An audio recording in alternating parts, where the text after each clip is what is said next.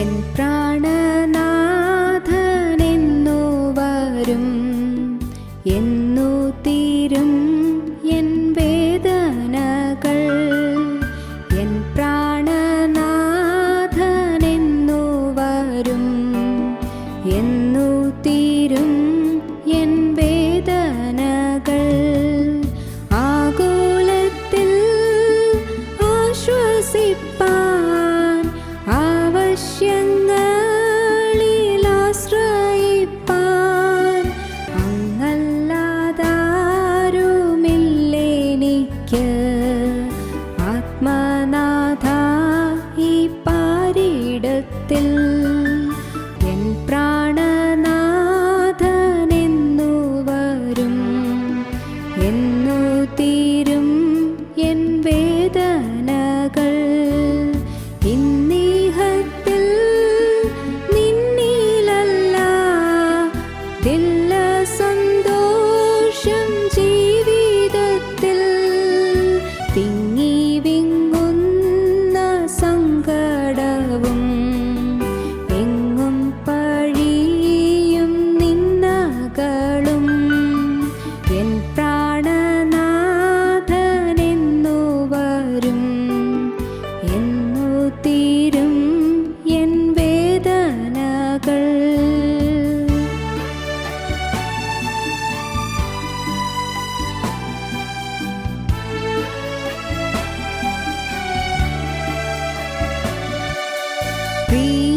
പ്രിയരെല്ലാം കൈവിടുമ്പോൾ, പ്രതികൂലമായി മാറിടുമ്പോൾ, പ്രാണപ്രിയായി ഏഴയാകും പ്രാണിയെ നീയും കൈവിടുമോ? എൻ പ്രാണനാഥനെന്നു വരും, എന്നു തീരും എൻ വേദനകൾ. നല്ലതല്ലാതൊന്നുമില്ല, നീ നൽകുമെല്ലാം നന്മയല്ലോ. നിത്യത തന്നിലെത്തുവോളം നീ നടത്തെന്നെ നിൻഹിതം പോൽ. എൻ പ്രാണനാഥനെന്നു വരും, എന്നു തീരും എൻ വേദനകൾ. എൻ പ്രാണനാഥനെന്നു വരും, എന്നു തീരും എൻ വേദനകൾ. ഞങ്ങളും ക്രൂശിക്കപ്പെട്ട ക്രിസ്തുവിനെ പ്രസംഗിക്കുന്നു. ദൈവ തിരുനാമത്തിന് മഹത്വം ഉണ്ടാകട്ടെ. ദാനിയേൽ പ്രവാചകന്റെ പുസ്തകം 5-ാം അധ്യായം 22-ാം വാക്യം മുതൽ നമുക്ക് വായിക്കാം. ദാനിയേൽ 5:22 മുതൽ. അവൻ്റെ മകനായ ബേൽശസ്സരെ, ഇതൊക്കെയും അറിഞ്ഞിട്ടും തിരുമേനിയുടെ ഹൃദയത്തെ താഴ്ത്താതെ സ്വർഗസ്ഥനായ കർത്താവിൻ്റെ നേരെ തന്നെത്താൻ ഉയർത്തി അവൻ്റെ ആലയത്തിലെ പാത്രങ്ങളെ അവർ തിരുമുമ്പിൽ കൊണ്ടുവന്നു. തിരുമേനിയും മഹത്തുക്കളും തിരുമനസ്സിലെ ഭാര്യമാരും വെപ്പാട്ടികളും അവയിൽ വീഞ്ഞു കുടിച്ചു. കാൺമാനും കേൾപ്പാനും അറിയുവാനും വഹിയാത്ത പൊന്ന്, വെള്ളി, താമ്രം, ഇരുമ്പ്, മരം, കല്ല് എന്നിവ കൊണ്ടുള്ള ദേവന്മാരെ സ്തുതിച്ചു. തിരുമനസ്സിലെ ശ്വാസവും എല്ലാ വഴികളും കൈവശമുള്ളവനായ ദൈവത്തെ മഹത്വീകരിച്ചതുമില്ല. ആകയാൽ അവൻ ആ കൈപ്പത്തി അയച്ച ഈ എഴുത്ത് എഴുതിച്ചു. എഴുതിയിരിക്കുന്ന എഴുത്തോ മെനെ മെനെ തെക്കേ ലൂഹർസീൻ. കാര്യത്തിൻ്റെ അർത്ഥമാവിത്: മെനെ എന്ന് വെച്ചാൽ ദൈവം നിന്റെ രാജ്യത്വമെണ്ണി അതിനെ അന്തം വരുത്തിയിരിക്കുന്നു. തെക്കേൽ എന്ന് വെച്ചാൽ തുലാസിൽ നിന്നെ തൂക്കി കുറവുള്ളവനായി കണ്ടിരിക്കുന്നു. പെറേസ് എന്ന് വെച്ചാൽ നിന്റെ രാജ്യം വിഭാഗിച്ച് മേദ്യർക്കും പാർസികൾക്കും കൊടുത്തിരിക്കുന്നു. അപ്പോൾ ബേൽശസ്സറിൻ്റെ കൽപ്പനയാൽ അവർ ദാനിയേലിനെ ധൂമ്രവസ്ത്രവും കഴുത്തിൽ പൊന്മാലയും ധരിപ്പിച്ചു. അവൻ രാജ്യത്തിലെ മൂന്നാമനായി വാഴുമെന്ന് അവനെക്കുറിച്ച് പ്രസിദ്ധമാക്കി. ആ രാത്രിയിൽ തന്നെ കൽദേ രാജാവായ ബേൽശസ്സർ കൊല്ലപ്പെട്ടു. മേദ്യനായ ദാര്യാവേശ് 62 വയസ്സുള്ളവനായി രാജത്വം പ്രാപിച്ചു. ദൈവത്തിന് സ്തോത്രം. അന്ന് ബേൽശസ്സർ രാജാവ് വിരുന്ന് കഴിച്ച് ആഘോഷത്തോടെ അങ്ങനെ തിമിർത്താടി രസിച്ചിരിക്കുന്ന സമയത്ത് ആ ബാബിലോണിയൻ സാമ്രാജ്യത്തിൻ്റെ നഗരത്തിൻ്റെ ചുറ്റുപാടും മേദ്യ പാർസ്യ സൈന്യമെന്ന് നിരന്നിരിക്കുകയായിരുന്നു. വലിയ സൈന്യം, വലിയൊരു കൂട്ടം സേനകൾ, പാർസി സൈന്യം, മേദ്യരും പാർസികളും കൂട്ടമായി വന്ന് ബാബിലോണിയൻ സാമ്രാജ്യത്തെ കീഴടക്കുവാൻ, ആക്രമിക്കാൻ വന്ന് നിൽക്കുകയായിരുന്നു. ദിവസങ്ങളായി വന്ന് അവിടെ തമ്പടിച്ചിരിക്കുകയാണ്. പക്ഷേ ബേൽശസ്സർ രാജാവിനൊരു കൂസലുണ്ടായില്ല. കാരണം 350 അടി ഉയരമുള്ള ഒരു വലിയ മതിലാണ് ഈ നഗരത്തിന് ചുറ്റും. 350 അടി ഉയരം, 87 അടി ഘനമുള്ള ഭിത്തിയാണ് ആ മതിൽ. 87 ഘനമെന്ന് പറഞ്ഞാൽ അവിടെ മുകളിൽ വീട് വെച്ച് താമസിക്കാൻ കൊള്ളാം, അത്രമാത്രം ഉള്ള വിസ്താരം അവിടെയുണ്ട്. മുകൾ പരപ്പിന് അത്രയും കനമുള്ള വലിയൊരു മതിൽ 350 അടി ഉയരത്തിലാണ്. അത് കടന്ന് ആർക്ക് വരാൻ സാധിക്കും? അവിടെ വൈദേശിക ആധിപത്യം വന്ന് ചുറ്റി തമ്പടിച്ചാലും ഇങ്ങോട്ട് കടന്നു വരാനൊക്കെ സാധിക്കില്ലെന്ന് ബേൽശസ്സറിനറിയാം. തന്നെയുമല്ല, അടുത്ത 12 വർഷത്തേക്ക് അവിടെ നഗരത്തിലുള്ള ജനത്തിന് ആഹാരം കഴിക്കാനുള്ള വക മുഴുവനും കരുതിയിട്ടുണ്ട്. പേടിക്കാനില്ല. 12 വർഷത്തേക്ക് ആഹാരത്തിനുള്ള വക മുഴുവനും ധാന്യപ്പുരകൾ സംഭരിച്ച് വെച്ചിട്ടുണ്ട്. ഒന്നും പേടിക്കാനില്ല. സമൃദ്ധിയുള്ള രാജ്യമാണ് ബാബിലോണിയൻ രാജ്യം. വളരെ വിഭവസമൃദ്ധിയുള്ള ദേശമാണത്. നല്ലവണ്ണം വിളവെടുപ്പ് കിട്ടുന്ന സ്ഥലമാണത്. കാരണം യൂഫ്രട്ടീസ്, ടൈഗ്രീസ് നദി ഒഴുകുന്നത് ആ നഗരപ്രാന്തത്തിലൂടെയാണ്. നല്ല ഫലസമൃദ്ധമായ എക്കൽമണ്ണുണ്ട പ്രദേശമാണത്. നല്ല വിളവെടുപ്പ് കിട്ടും. അതുകൊണ്ട് അടുത്ത 12 വർഷത്തേക്ക് ആവശ്യമുള്ള വിഭവങ്ങളെല്ലാം സംഭരിച്ച് വെച്ചിട്ടുണ്ട്. ഒന്നും പേടിക്കാനില്ല. പട്ടണം അതിൽ ഏറ്റവും കരുത്തുള്ളതാണല്ലോ. അതുകൊണ്ട് അവരെയും ആരും കടന്നു വരാൻ പോകുന്നില്ല. ഈ ധൈര്യമാണ് ബേൽശസ്സറിന് ഹുങ്ക് വർദ്ധിക്കാൻ കാരണമായത്. ഇന്ന് പലർക്കും ഇങ്ങനെയാണ്.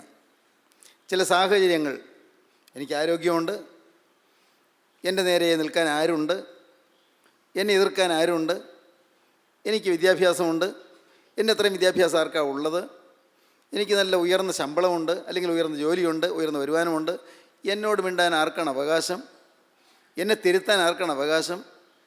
പലതിലും ഇന്ന് ഓരോരുത്തരും ചിന്തിച്ചു നോക്കൂ, കാണാം ചില തെറ്റുകൾ, ചില അഹങ്കാരങ്ങളുള്ളിലുള്ളത്. ചില ആശ്രയങ്ങളിന്നുണ്ട്. ചില രഥങ്ങളിലും ചിലർ കുതിരകളിലും ആശ്രയിക്കുന്നു. ചില രഥങ്ങളിലും ചിലർ കുതിരകളിലും ആശ്രയിക്കുന്നു. രഥങ്ങളിൽ ആശ്രയിക്കുന്ന ആളുകളുണ്ട്, കുതിരകളിൽ ആശ്രയിക്കുന്ന ആളുകളുണ്ട്. ചില രഥങ്ങളിലും ചിലർ കുതിരകളിലും ആശ്രയിക്കുന്നു. ഞങ്ങളോ ഞങ്ങളുടെ ദൈവമായ യഹോവയുടെ നാമത്തെ കീർത്തിക്കും.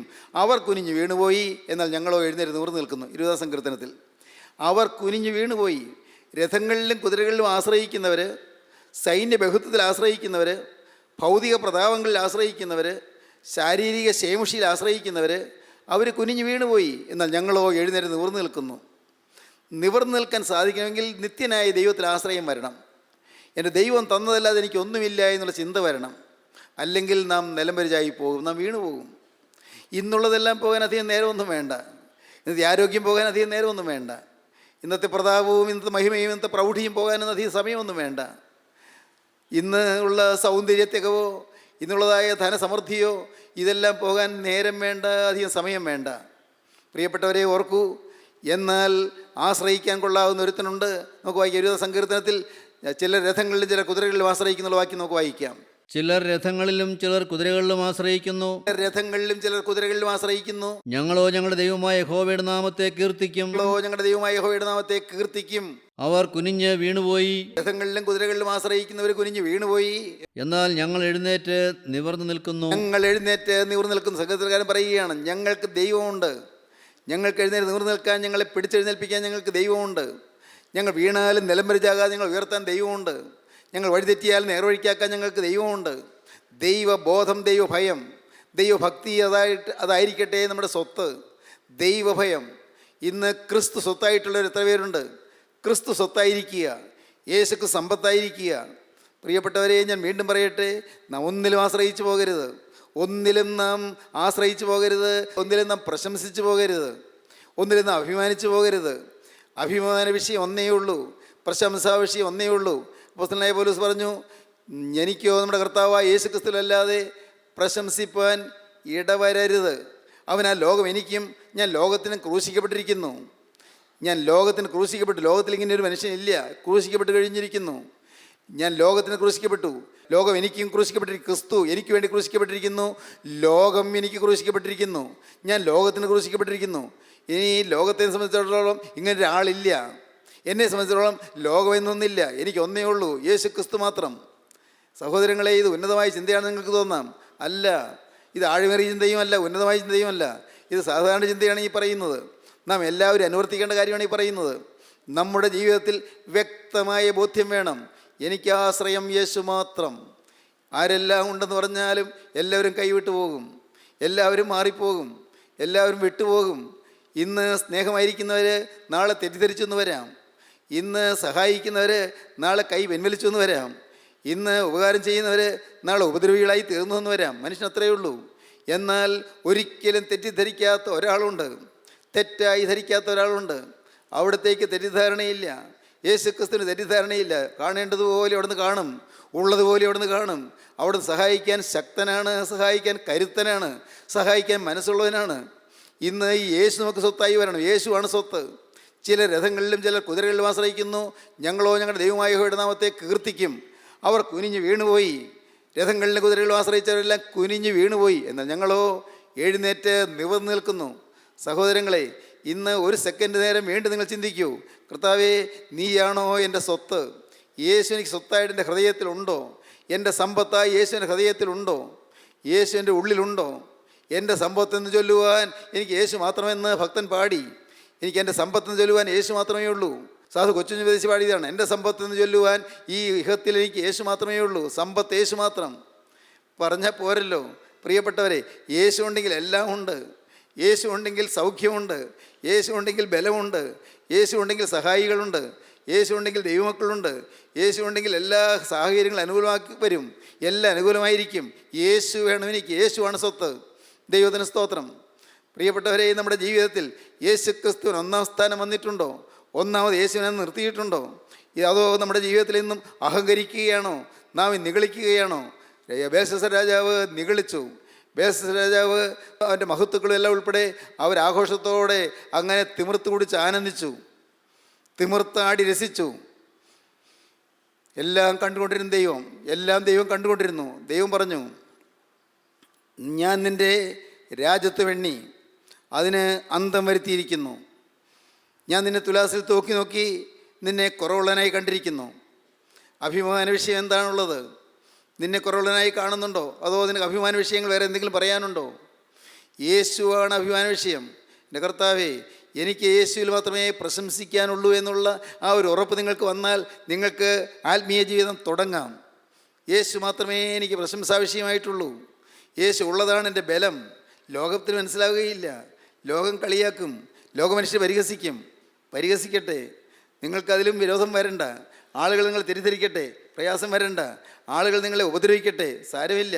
പക്ഷേ ലോകം പരിഹസിച്ചാലും യേശു നിങ്ങളെ കാണേണ്ടതുപോലെ കണ്ട് നിങ്ങൾക്ക് താങ്ങായി തണലായി കൂടെ വരും. ദൈവത്തിന് സ്തോത്രം. ഞാൻ നിന്നെ വാലല്ല തലയാക്കുമെന്നാണ് കർത്താവ് പറഞ്ഞത്. വാലല്ല തലയാക്കുമെന്ന് അനുഗ്രഹത്തിൻ്റെ വാഗ്ദാനങ്ങളാണ് കർത്താവ് തരുന്നത്. ദൈവത്തിന് സ്തോത്രം. ബേൽശസ്സർ രാജാവിന് ഈ അനുഗ്രഹങ്ങൾ വാങ്ങാമായിരുന്നു. അപ്പൻ നേടിയെടുത്തതായ ആ താഴ്മ നേടാമായിരുന്നു. അഹങ്കാരം കൊണ്ട് വന്ന വിന അപ്പൻ ഗ്രഹിക്കുകയും അപ്പൻ താഴ്മ സ്വീകരിക്കുകയും ചെയ്ത് ദൈവസന്നിധിയിൽ താഴുകയും ചെയ്തപ്പോൾ പഴയ പ്രതാപം വീണ്ടെടുത്തു എന്ന് പറയുന്ന ആ മഹാഭാഗ്യം ബേൽശസ്സറിന് നേടാമായിരുന്നു. അനേകം ആനുകൂല്യങ്ങൾ, കൊട്ടാര മതിൽ, നഗരത്തിന് ചുറ്റുമുള്ള മതിൽ, മതിലിൻ്റെ കട്ടിയും മതിലിൻ്റെ ഉറപ്പും മതിലിൻ്റെ കെട്ടുറപ്പും എല്ലാം രാജാവിന് ബലം നൽകി. മേദ്യ പാർസി സൈന്യം പുറത്ത് നിൽക്കുകയാണ്. അവർ വന്ന് വളഞ്ഞിരിക്കുകയാണ്. രാജാവ് അഹങ്കരിച്ചുകൊണ്ട് അകത്തിരിക്കുന്നു. പക്ഷേ സംഭവിച്ചതെന്താണെന്നോ? അന്ന് കൊട്ടാരത്തിന് ചുറ്റുമുള്ള അതിൻ്റെ അരികത്ത് കൂടി ഒഴുകുന്നതായ ആ യൂഫ്രട്ടീസ് നദി, മേദ്യ പാർസി സൈന്യം അവർ നദിയിൽ കൂടി നീന്തി തുടിച്ചു വന്ന് ചെറിയ തുരങ്കമുണ്ടാക്കി, മതിലിൻ്റെ തുരങ്കമുണ്ടാക്കിയതൊന്നും രാജാവ് അറിഞ്ഞില്ല. ആ ബാബിലോണിയൻ സാമ്രാജ്യത്തിലുള്ളവരാരും അറിഞ്ഞില്ല. അവർ സുഖത്തിൽ ലയിച്ച് കഴിയുകയാണ്, സുഖലോലുപരായി കഴിയുകയാണ്. അപ്പോഴാണ് ഇവർ തുരങ്കം ഉണ്ടാക്കി വന്ന് അകത്തേക്ക് സൈന്യം കടന്നു വന്നു. നദിയിൽ കൂടി അകത്തേക്ക് സൈന്യം കടന്നു വന്നു. അങ്ങനെ ആരും പ്രതീക്ഷിച്ചില്ല. അങ്ങനെ വരാൻ സാധ്യതയുണ്ടെന്ന് ആരും ചിന്തിച്ചില്ല. അന്ന് രാത്രി മേദ്യാപാർസി സൈന്യം ഇരച്ചു കയറി. ദൈവത്തിൻ്റെ കൈപ്പത്തി വന്ന ഉടനെ, ദൈവത്തിൻ്റെ കൈയെഴുത്ത് വന്ന ഉടനെ, നിൻ്റെ രാജ്യത്വം ഞാൻ എണ്ണിയിരിക്കുന്നു, നിൻ്റെ രാജ്യത്തിന് അന്തം വരുത്തിയിരിക്കുന്നു, നിന്നെ തുലാസിൽ തൂക്കി നോക്കി നിന്നെ കുറവനായി കണ്ടിരിക്കുന്നെന്ന് ദൈവം കൽപ്പിച്ച് ഏതാനും നിമിഷങ്ങൾക്കുള്ളിൽ ബേൽശസ്സർ രാജാവിൻ്റെ കൊട്ടാരത്തിലേക്ക് ദാര്യാവേശ് രാജാവിൻ്റെ പേർഷ്യൻ സൈന്യം ഇരച്ചു കയറി. രാജാവിനെ അന്ന് തന്നെ കൊന്നു. പ്രിയപ്പെട്ടവരെ, അന്ന് ബേൽശസ്സർ രാജാവ് വധിക്കപ്പെട്ടു. ഓർക്കുക, നമുക്ക് ദൈവം എന്നൊരവസരം തരുന്നുണ്ട്. അടിയിൽ കൂടി പിശാച് തുരങ്കം വയ്ക്കുന്ന നമ്മൾ പലരും അറിഞ്ഞിട്ടില്ല. അവൻ ചില കെണികൾ വെച്ചിരിക്കുന്ന നമ്മൾ പലരും അറിഞ്ഞിട്ടില്ല. ഇന്ന് നല്ല കെട്ടുറപ്പാണെന്ന് തോന്നുന്നില്ലേ? നല്ല കെട്ടുറപ്പ്, നല്ല ധൈര്യം, നല്ല ഉറപ്പ്, നല്ല സ്ഥിരത. കൊള്ളാം, പേടിക്കാനൊന്നുമില്ല, എനിക്കെല്ലാം ഉണ്ടല്ലോ, ഞാനെന്തിന് പേടിക്കണം? ഇതാണെന്ന് പലരുടെയും ചിന്ത. പേടിക്കാനൊന്നുമില്ലെന്ന്. എന്നാൽ തുരങ്കം വയ്ക്കുന്നത് പലരും അറിയുന്നില്ല. ഈ അടിയിൽ കൂടി തുരങ്കം വെച്ച് പിശാച് അകത്തേക്ക് നുഴഞ്ഞു കയറാൻ ശ്രമിക്കുന്നത് പലരും അറിയുന്നില്ല. അത് മനസ്സിലാക്കി ഇപ്പോൾ എതിരാളി എതിർത്ത് വരുന്നത് അറിഞ്ഞ് ഇപ്പോൾ തിരിയാൻ തുടങ്ങിയാൽ, പ്രിയപ്പെട്ടവരെ, ദൈവം കരുണ കാണിക്കും. ദൈവസനിൽ വിനയപ്പെടുക. കർത്താവേ, നീ എന്നിൽ നിന്ന് മാറിപ്പോകല്ലേ, നിൻ്റെ സാന്നിധ്യം എനിക്ക് നഷ്ടപ്പെട്ടു പോകല്ലേ, നിൻ്റെ കൃപ എനിക്ക് നഷ്ടപ്പെട്ടു പോകല്ലേ. വിനയത്തോടെ യാചിക്കുക, വിനയത്തോടെ എളിമപ്പെടുക. ഇന്ന് നമ്മുടെ സമൂഹത്തിൽ ഏതെല്ലാം തരത്തിലുള്ള കൊള്ളരുതായ്മകളാണ് നടക്കുന്നത്. വിവാഹമോചനങ്ങൾ പെരുകി വരുന്നു. വിവാഹമോചനങ്ങൾ ഇന്ന് പഴയ കാലത്തൊക്കെ വിവാഹമോചനം എന്നൊക്കെ പറയുന്നത് വലിയ മോശമായൊരു കാര്യമാണ്. വളരെ മോശമായിട്ടാണ് കരുതിയിരുന്നത്. അല്ല, ഈ നാട്ടിൽ ആരെങ്കിലും വിവാഹമോചനം നേടിയെന്ന് പറഞ്ഞാൽ എത്രയോ ഹീനമായൊരു കാര്യമായിരുന്നു. ഇന്ന് വിവാഹമോചനം എന്നൊക്കെ പറയുന്നത് ഒരു സാധാരണ സംഭവം പോലെയായി കഴിഞ്ഞിരിക്കുന്നു. മനുഷ്യൻ്റെ സാൻമാർഗികത്വം നഷ്ടപ്പെട്ടു പോയിരിക്കുന്നു. മനുഷ്യൻ്റെ സദാചാര മൂല്യങ്ങൾ നഷ്ടപ്പെട്ടു പോയിരിക്കുന്നു. മനുഷ്യൻ്റെ ആധ്യാത്മിക മൂല്യങ്ങൾ നഷ്ടപ്പെട്ടു. മനുഷ്യൻ്റെ സാംസ്കാരിക മൂല്യങ്ങൾ നഷ്ടപ്പെട്ടു. സംസ്കാരം നഷ്ടപ്പെട്ടു പോയിക്കൊണ്ടിരിക്കുന്നു. ഇന്ന് പ്രാർത്ഥനകളുണ്ട്, മനോഹരമായ കുരിശുതൊട്ടികളുണ്ട്, നല്ല നെടുകണക്കൻ ഗോപുരങ്ങൾ പോലുള്ളതായ ആരാധനാ സ്ഥലങ്ങളുണ്ട്. എന്തിനാണ് കുറവ്? ഇന്ന് വലിയ വലിയ കെട്ടിടങ്ങളുണ്ട്, വലിയ പള്ളി മേടകളുണ്ട്. പ്രിയപ്പെട്ടവരെ, ആരെയും കുറ്റം പറയാൻ പറയുകയല്ല, എങ്കിലും നിങ്ങൾ ചിന്തിക്കാൻ പറയുകയാണ്. ചിന്തിക്കൂ, ഇന്ന് എന്തിനാണ് കുറവ്? വലിയ ദേവാലയങ്ങളുണ്ട്, മനോഹരമായി പടുത്തുയർത്തിയ ദേവാലയങ്ങൾ. ഇന്ന് നല്ല മനോഹരമായ കൺവെൻഷനുകൾ. ഇന്ന് തിയോളജി പഠിച്ച പ്രസംഗകർ, വളരെ വിദഗ്ധന്മാരായ, വളരെ പ്രസിദ്ധരായ സുവിശേഷകന്മാർ. എന്തിനാണ് കുറവ്? പ്രിയപ്പെട്ടവരെ, എന്നാൽ ഇന്ന് ആത്മീയം കുറഞ്ഞു പോയിരിക്കുന്നു. യഹോവയെ രക്ഷിക്കണമേ, ഭക്തന്മാർ ഇല്ലാതെ പോകുന്നു. വിശ്വസ്തന്മാർ മനുഷ്യപുത്രന്മാരിൽ കുറഞ്ഞു പോയിരിക്കുന്നു. 12-ാം സംഘത്തിന് 1-ാം വാക്യം, യഹോവയെ രക്ഷിക്കണമേ, ഭക്തന്മാർ ഇല്ലാതെ പോകുന്നു. ഇന്ന് ഭക്തന്മാർ കുറഞ്ഞു പോയിരിക്കുന്നു. ഇന്ന് പണ്ഡിതന്മാരുണ്ട്, ഇന്ന് മഹാന്മാരുണ്ട്, ഇന്ന് പ്രസംഗകരുണ്ട്, ഇന്ന് ആരാധകരുണ്ട്, ഇന്ന് ശ്രേഷ്ഠമായ പദവികൾ അലങ്കരിക്കുന്ന വളരെ ശ്രേഷ്ഠന്മാരായ വ്യക്തികളുണ്ട്. പക്ഷേ ഇന്ന് ഭക്തിയില്ല. ഭക്തി പോയി. ഇത് തുറന്നു പറയുമ്പോൾ ആളുകൾക്ക് എതിർപ്പ് വരുന്നു. ഇത് തുറന്നു പറയുമ്പോൾ, സത്യം പറയുമ്പോൾ ചിലർക്ക് ദേഷ്യം വരുന്നു. സ്നേഹിതരെ, ചിന്തിക്കൂ. എന്താണ് പറഞ്ഞത്? 12-ാം സങ്കീർത്തനം 1-ാം വാക്യം, യഹോവയെ രക്ഷിക്കണമേ, ഭക്തന്മാർ ഇല്ലാതെ പോകുന്നു. യഹോവയെ രക്ഷിക്കണമേ, ഭക്തന്മാർ ഇല്ലാതെ പോകുന്നു. വിശ്വസ്തന്മാർ മനുഷ്യപുത്രന്മാരിൽ കുറഞ്ഞിരിക്കുന്നു. വിശ്വസ്തന്മാർ മനുഷ്യപുത്രന്മാരിൽ കുറഞ്ഞിരിക്കുന്നു. വിശ്വസ്തന്മാർ കുറഞ്ഞു പോയിരിക്കുന്നു. വിശ്വസ്തതയില്ല, സത്യസന്ധതയില്ല, ന്യായവും നീതിയുമില്ല, നേരും നിയമങ്ങളുമില്ല. എല്ലാം ലംഘിക്കപ്പെടുന്നു.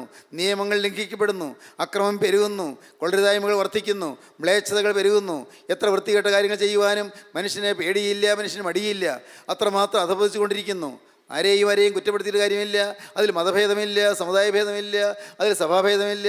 ക്രിസ്ത്യാനികൾ എന്ന് പറയുന്നവർ, വിശ്വാസികൾ എന്ന് പറയുന്നവർ, അവർ പോലും പലതരത്തിൽ അഴിമതികൾക്കും കളവുകൾക്കും കൂട്ടാളികളായിത്തീരുന്നു. ഏറ്റവും മ്ലേച്ഛമായ കാര്യങ്ങൾ നടക്കുന്നു. സഹോദരങ്ങളെ, നാം ചിന്തിക്കൂ. ഇന്ന് ഒരാധ്യാത്മിക വിപ്ലവം നടക്കേണ്ടിയിരിക്കുന്നു. ഒരാധ്യാത്മിക വിപ്ലവം, സ്പിരിച്വൽ റെവല്യൂഷൻ, ഒരാധ്യാത്മിക വിപ്ലവം നടക്കേണ്ടിയിരിക്കുന്നു. എന്ന് പറഞ്ഞാൽ എന്താണ്? ആരും വിപ്ലവത്തിനിറങ്ങി ഒച്ചപ്പാടുണ്ടാക്കണമെന്നല്ല പറഞ്ഞത്. ഒരാന്തരിക വിപ്ലവം നടക്കേണ്ടിയിരിക്കുന്നു. ആന്തരിക വിപ്ലവം, മാനസാന്തരം ഉണ്ടാകേണ്ടിയിരിക്കുന്നു. മനസ്സ് മാറണം, ഹൃദയം മാറണം, ഹൃദയം ശുദ്ധമാകണം. ഇന്ന് സാധുവിനെ ഉപദ്രവിക്കാൻ ആർക്കും പേടിയില്ല. തിരിച്ചിങ്ങോട്ടൊന്നും ചെയ്യാൻ കഴിവില്ലാത്തവനെ ഉപദ്രവിക്കാൻ ആളുകൾ കൂട്ടം കൂടും. അവനൊന്നും തിരിച്ചൊന്നും ചെയ്യാൻ കഴിവില്ല, അല്ലെങ്കിൽ തിരിച്ച് ചെയ്യാൻ അവന് മനസ്സില്ല. അങ്ങനെ തിരിച്ച് ചെയ്യുന്നത് പാവമാണെന്ന് അവനറിയാം. അതുകൊണ്ട് ദൈവമക്കൾ വളരെ ശാന്തരായി സൗമ്യരായി നിൽക്കുന്നു. സൗമ്യതയും ശാന്തതയും ബലഹീനതയുടെ ലക്ഷണമായി പലരും കരുതുന്നു. ബലഹീനതയുടെ ലക്ഷണമായി കരുതുന്നു. ഞാൻ പറയട്ടെ, ഇന്ന് പലരും ഈ കഴിവുകേടായിട്ടാണ് കരുതുന്നത്. ഒന്ന് ശാന്തരായി നിൽക്കുന്നത്, മൗനമായി നിൽക്കുന്നത്, സൗമ്യമായി നിൽക്കുന്നത് കഴിവുകേടായിട്ട് കരുതുന്ന ആളുകളുണ്ട്.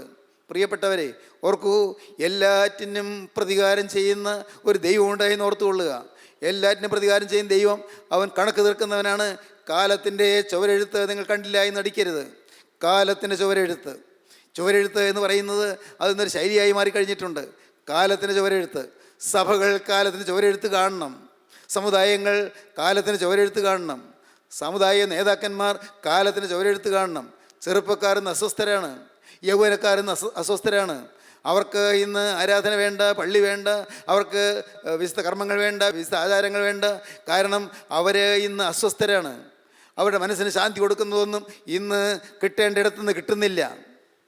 സഭകളിൽ നിന്നും പള്ളികളിൽ നിന്നും ഈ പാവപ്പെട്ട ചെറുപ്പക്കാർക്ക് ഒരു ശാന്തി കിട്ടുന്നില്ല. സമുദായങ്ങളിൽ നിന്ന് സമാധാനം കിട്ടുന്നില്ല. സമുദായങ്ങളിൽ നിന്ന് ശാന്തി കിട്ടുന്നില്ല. കിട്ടേണ്ടത് അവർക്ക് കിട്ടുന്നില്ല. അതുകൊണ്ട് അവർ അസ്വസ്ഥരാണ്. ഈ ചെറുപ്പക്കാരെ നേർവഴിക്ക് ആക്കേണ്ടത് ആരാണ്? പ്രിയപ്പെട്ടവരെ, നിങ്ങൾ ഓരോരുത്തരുമാണ്. ഞാൻ പറഞ്ഞത് നിങ്ങൾക്ക് മനസ്സിലായോ? നിങ്ങൾക്ക് വലിയ ഉത്തരവാദിത്വമുണ്ട്. ഇത് കേട്ട് നിങ്ങൾ പോയാൽ പോരാ, നിങ്ങൾ ചിന്തിക്കണം. ഉത്തരവാദിത്വം നിങ്ങൾക്കുണ്ട്. അനേകരെ വഴിതെറ്റിപ്പോകുന്നു, അനേകർ മദ്യത്തിന് അടിമകളായിത്തീരുന്നു, അനേക കുടുംബങ്ങൾ നശിക്കുന്നു, അനേക കുടുംബങ്ങൾ വഴിയാധാരമായിത്തീരുന്നു, അനേകർ കിടപ്പാടമിറ്റ് മദ്യപിച്ച് എല്ലാ ഗതികെട്ടവരായിത്തീരുന്നു. ശാപങ്ങൾ വന്ന് കുടുംബങ്ങളിൽ വന്ന് അലയടിക്കുന്നു. ശാപങ്ങൾ, പൂർവികന്മാരുടെ കാലം മുതലായ ശാപങ്ങൾ കുടുംബങ്ങളിൽ വന്ന് അലയടിക്കുന്നു. കുടുംബങ്ങൾ തകർന്നു വീഴുന്നു. കുടുംബ ബന്ധങ്ങൾ ശിഥിലമായി തീരുന്നു. പരസ്പര സ്നേഹം നഷ്ടപ്പെടുന്നു. വീടുകളിൽ സ്നേഹം കിട്ടുന്നില്ല. അപ്പൻ്റെ സ്നേഹം മക്കൾക്ക് കിട്ടുന്നില്ല. മക്കൾ മാതാപിതാക്കളെ ബഹുമാനിക്കുന്നില്ല. മക്കൾ മാതാപിതാക്കളെ അനുസരിക്കുന്നില്ല. മാതാപിതാക്കളെ ആദരിക്കുന്നില്ല. മാതാപിതാക്കളെ ഭയപ്പെടുന്നില്ല. അധ്യാപകരെ മാനിക്കുന്നില്ല. അധ്യാപകരെ ഗൗനിക്കുന്നില്ല. ഇന്ന് സമൂഹം ശിഥിലമായിക്കൊണ്ടിരിക്കുകയാണ്. ഈ സമയത്താണ് കാതലായ വിശ്വാസത്തിൻ്റെ അടിത്തറയിൽ ഊന്നി നിന്നുകൊണ്ട് ദൈവമക്കൾ ഉണരേണ്ടത്. ദൈവമക്കൾ ഉണരണം. ഒരു ചലഞ്ച്, ഒരു വെല്ലുവിളിയായിട്ട് നിങ്ങൾ എടുക്കണം. എൻ്റെ കർത്താവേ, ഒരു ആധ്യാത്മിക വിപ്ലവത്തിന് തുടക്കം കുറിക്കാൻ ഞാനിതാ എഴുന്നേൽക്കുന്നു.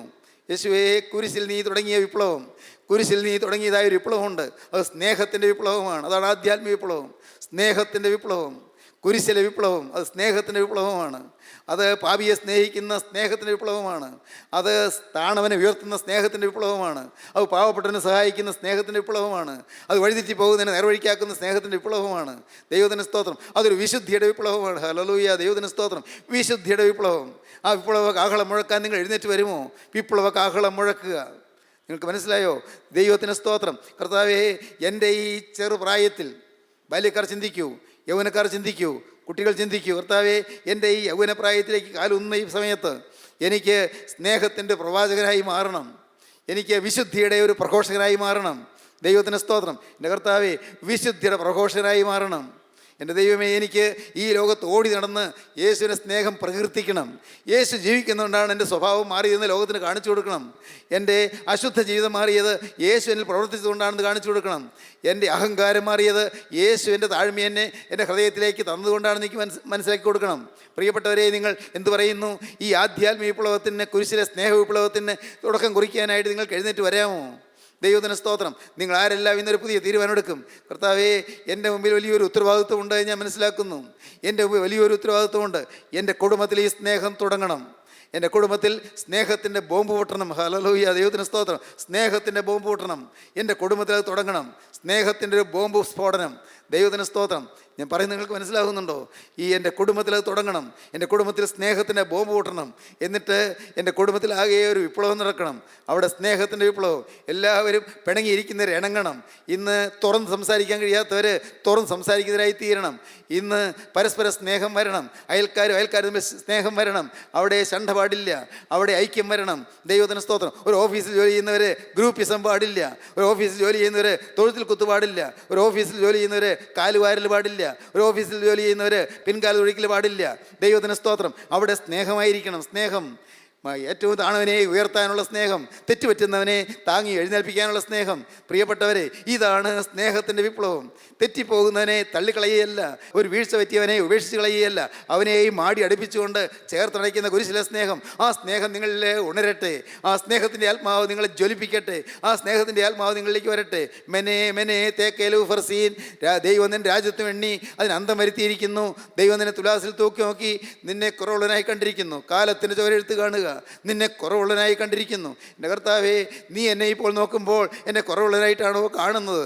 ആണ്, ഞാൻ അറിയുന്നു കർത്താവേ, കുറവേറെയുണ്ട്.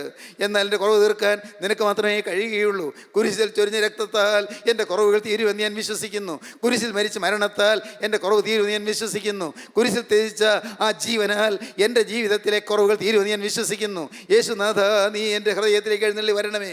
നീ എൻ്റെ ഹൃദയത്തിൽ വാസം ചെയ്യണമേ. എന്നെ സ്നേഹമാക്കി മാറ്റണമേ. എന്നെ വിശുദ്ധിയാക്കി മാറ്റണമേ. എന്നിൽ എൻ്റെ സ്നേഹം പകരണമേ. കർത്താവെ, സ്നേഹിക്കാൻ പഠിച്ചിട്ടില്ലാത്ത എനിക്ക് സ്നേഹം തരണമേ. കർത്താവെ, സ്നേഹിപ്പാൻ അറിയാൻ വയ്യാത്ത എനിക്ക് സ്നേഹിക്കാൻ ഒരു പുതിയ പാഠം തരണമേ. കർത്താവെ, വിശുദ്ധി എന്ത് എന്നറിയാത്ത എനിക്ക് വിശുദ്ധിയുടെ പുതിയ പാഠം പഠിപ്പിച്ചു തരണമേ. കർത്താവെ, ഇത്രയും കാലം അശുദ്ധനായി ജീവിച്ച എനിക്ക് തിരുരക്തത്താൽ വിശുദ്ധിയുടെ പ്രവാചകനായി മാറാൻ കൃപ തരണമേ. ദൈവത്തിന് സ്തോത്രം. യേശുവിന് വേണ്ടി ചെലവഴിക്കപ്പെടുക, യേശുവിന് വേണ്ടി തന്നെ ഉപയോഗിക്കപ്പെടുക, യേശുവിന് വേണ്ടി വിനിയോഗിക്കപ്പെടുക, യേശുവിന് വേണ്ടി വിട്ടുകൊടുക്കുക. യേശുവിന് വേണ്ടി നിങ്ങൾക്ക് തന്നെ ഏൽപ്പിക്കാൻ പറ്റുമോ? എങ്കിൽ നിങ്ങൾക്ക് ഒരു ജയജീവിതം കർത്താവ് തരും. ഇതുവരെ വന്ന പാപങ്ങൾ കർത്താവ് ക്ഷമിച്ചു തരും. യേശുവിൻ്റെ തിരുവാറിൽ നിന്നൊഴുകിയ തിരുരക്തത്താൽ നിങ്ങളുടെ പാപക്കറകളെല്ലാം കഴുകിത്തരും. വന്നതെല്ലാം ക്ഷമിച്ചു തരും. മകനെ, എന്തെല്ലാം തെറ്റുകൾ നിനക്ക് സംഭവിച്ചു പോയെങ്കിലും, യൗവനക്കാര, ഏതെല്ലാം വീഴ്ചകൾ നീ വീണുപോയെങ്കിലും നിനക്ക് ക്ഷമിച്ചു തരാൻ യേശു മനസ്സാണ്. ഇന്ന് കൃപയുടെ കാലമാണ്. പെട്ടകം തുറന്നിരിക്കുന്ന സമയമാണ്. കൃപാസനത്തിൽ യേശുരാജൻ എഴുന്നള്ളിരിക്കുന്ന സമയമാണ്. ഇന്ന് ആർക്കും കടന്നു വരാം, ആർക്കും രക്ഷപ്പെടാം. യേശുവിൻ്റെ ഇതിലേക്ക് ഓടി വരിക. മകളെ, നിനക്കും ഓടി വരാം, നിനക്കും രക്ഷപ്പെടാം. എത്ര ഹീനജീവൻ നയിച്ചവളാണെങ്കിലും നിനക്കും യേശുവിൻ്റെ ഇതിലേക്ക് വരാം. നിൻ്റെ നാവിനെയും നിനക്ക് നിയന്ത്രിക്കാം. നിനക്ക് യേശുവിൻ്റെ കരങ്ങളിലേക്ക് കൊടുക്കാം. നിൻ്റെ സ്വഭാവത്തെ നിനക്ക് നിയന്ത്രിക്കാം. നിയന്ത്രിക്കുന്ന പരിശുദ്ധാത്മാവാണ്. പരിശുദ്ധാത്മാവിനെ എതിരേൽക്കുക. യേശുക്രിസ്തുവിൻ്റെ ഹൃദയത്തിലേക്ക് വരട്ടെ. യേശുവിനെ നയിക്കട്ടെ. യേശുവിനെ നടത്തട്ടെ. യേശുവിൻ്റെ സ്നേഹം നിന്നെ ജ്വലിക്കട്ടെ. ആ സ്നേഹത്തിൽ ജ്വലിച്ചുകൊണ്ട് യേശുവിനെ സ്തുതിക്കാൻ നമുക്ക് ഒരുങ്ങാം. ആരാധനയുടെ സ്തുതി, വിശുദ്ധ സ്തുതി, ദൈവത്തെ മഹത്വപ്പെടുന്ന വിശുദ്ധ സ്തുതി, അത് നമുക്ക് ഒരുങ്ങാം. നമ്മെ തന്നെ സമർപ്പിക്കാം. കാരുണ്യവാനേ, മഹാപരിശുദ്ധനായ ഞങ്ങളുടെ സ്വർഗീയ പിതാവേ, ഈ നല്ല സമയത്തിനായി ഞങ്ങൾ നിന്നെ സ്തുതിക്കുന്നു. സ്നേഹം നിറഞ്ഞ തിരുവചനങ്ങൾക്കായി ഞങ്ങൾ നിന്നെ സ്തുതിക്കുന്നു. സ്വർഗീയ എല്ലപ്പാടുകൾക്കായി ഞങ്ങൾ നിന്നെ സ്തോത്രം ചെയ്യുന്നു. അപ്പോൾ ഈ മക്കളെല്ലാവരെയും തൊടണമേ. വചനം കേട്ട് എല്ലാവരെയും അനുഗ്രഹിക്കണമേ. നാനാദേശങ്ങളിൽ നീ വചനം ശ്രദ്ധിച്ചവരെയും എൻ്റെ കരുണയുള്ള കർത്താവിന് തർക്കം തുടരണമേ കർത്താവേ. രോഗികളെ സൗഖ്യമാക്കണമേ കർത്താവേ. മനസ്സ് നൊന്തിരിക്കുന്നവർക്ക് ആശ്വാസം നൽകണമേ കർത്താവേ. ഭാരങ്ങളിൽ ആകുലപ്പെട്ട് മനസ്സ് വലഞ്ഞിരിക്കുന്നവർക്ക് സമാധാനത്തിൻ്റെ ഒരു നീക്കുപോക്ക് തരണമേ കർത്താവേ. സമാധാനത്തിൻ്റെ പോംവഴി കാണിച്ചു തരണമേ കർത്താവേ. എല്ലാവരെയും തൊടണമേ, തലോടണമേ, അനുഗ്രഹിക്കണമേ. യേശുവിൻ നാമത്തിൽ തന്നെ. ആമീൻ. ഹല്ലേലൂയ.